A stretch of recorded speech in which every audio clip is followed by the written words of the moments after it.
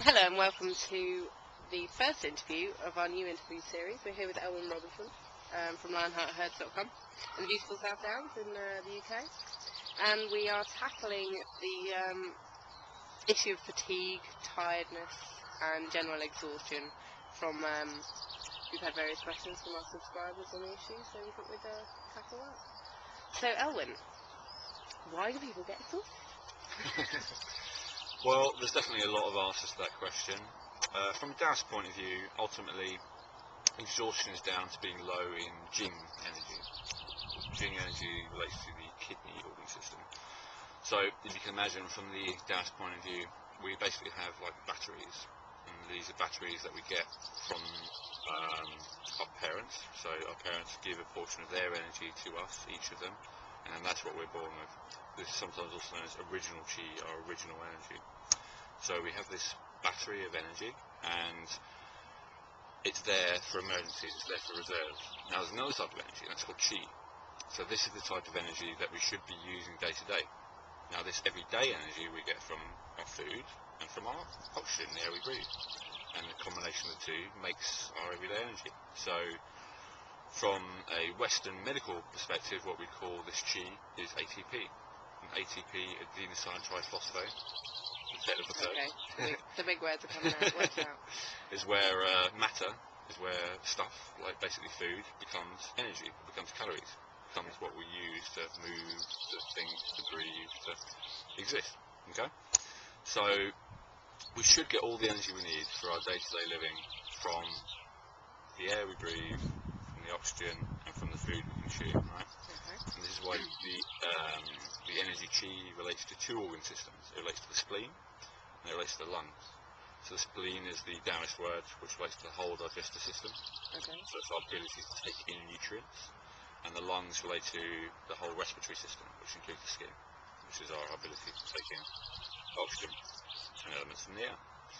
So this should be how we're functioning. Now, as a result of all sorts of issues, perhaps we've got an infection, perhaps we're being poisoned by environmental pollutants, whether that be ones that we take in voluntarily, like medications, or like pesticides, or like drugs maybe, or as a result of outside pollution, or as a result of some kind of trauma or stress coming from the outside. So if you're living in a war zone, or if you had something basically which knocked you off balance, whatever that may be. It may be something small, like a tiny little organism, the size of a virus. It might be something huge, like a massive event, like a meteor hitting the Earth, you know.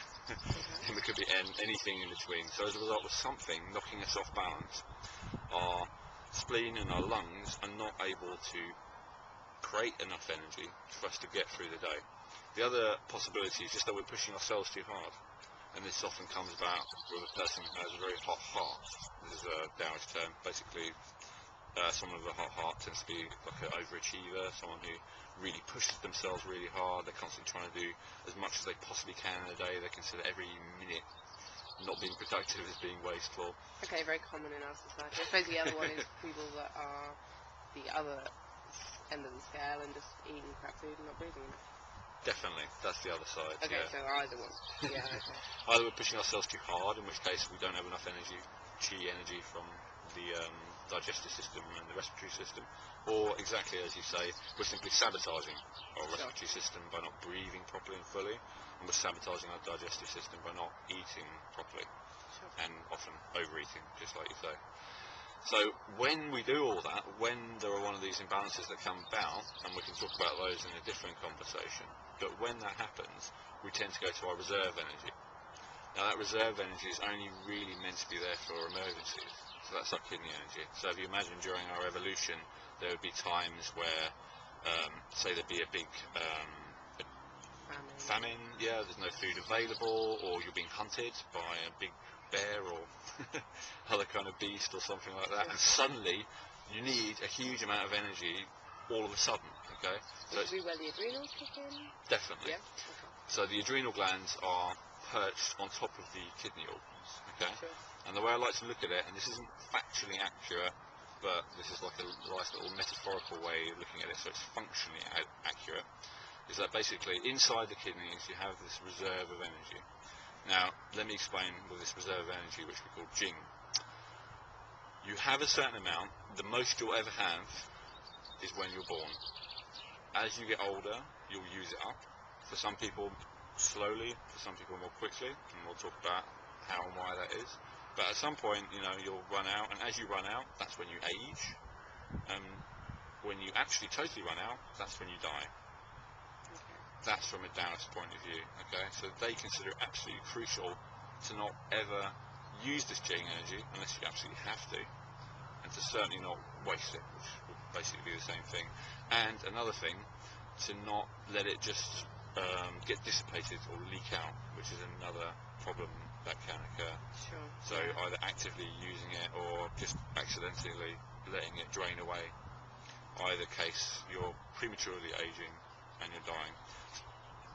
I remember in one of our previous conversations you spoke about how one of the reasons why you want an optimum diet was that for pretty much this particular reason. You were saying how some people can manage for quite a long time not eating very well, and they look fine and they have energy and it's all fine, and then all of a sudden it hits. So would that be the point where this energy, the Jing energy, is just dissipated too much then? Yeah, starts to run out. Yeah, during a certain for a certain period of your life, you can get away with all sorts of things, as everyone knows. Some people do, yeah. Yeah, and some people don't, and some people do. You know, I mean, some people have chronic health problems from the time they're born, pretty much. They have, you know, allergies and all sorts of medical conditions. So, from the Taoist perspective, these people are born without a big reservoir of Jing, which they have as a buffer zone before they start to feel the effects of the abuses that their body has put through, whether by themselves or by the environment. But some people don't. Often, ironically, those who have not got a huge amount of Jing, a lot of this energy to spare, are actually better off because they have to counter strategies like eating optimally in order to cope with their lack of this Jing energy. Whereas those who have a lot of this Jing energy can often get away with a very abusive of their body lifestyle until they're quite old, by which time their reserves run out, but it's really hard for them to quit. I mean, the classic sort of archetype is like the go-getter businessman who at the age of 40-something has a heart attack, you know, and by that time, or maybe in the 50s, and by that time if you tell him or her to, you know, give up the fats and give up the alcohol and all the rest of it, they're like, whoa, you know, that's going to be really difficult. Yeah, I'd rather die than not have these pleasures, they'll say. Yeah. So why are these pleasures? I mean, this is an important question.